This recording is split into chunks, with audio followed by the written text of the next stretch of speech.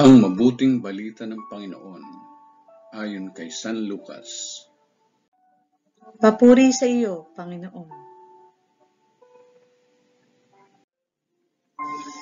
Noong panahong iyon, si Jesus at ang kanyang mga alagad ay nagpatuloy sa kanilang paglalakbay at pumasok sa isang nayon.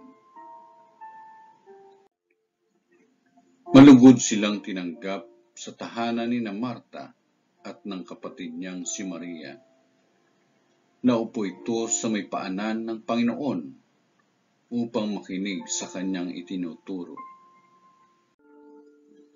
Si Marta naman ay abalang-abala sa paghahanda, kaya't lumapit siya kay Jesus at dumaing, "Panginoon, baliwala po ba sa inyo na pinababayaan ako ng kapatid kong maghanda ng nag-iisa?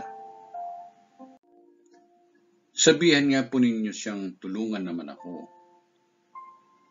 Ngunit sinabi ng Panginoon sa kanya, "Marta, Marta, nababalisa ka at abalang-abala sa maraming bagay.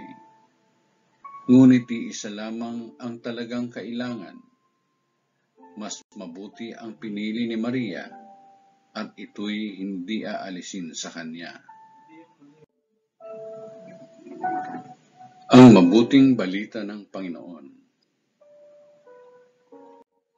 Pinupuri ka namin, Panginoong Jesucristo.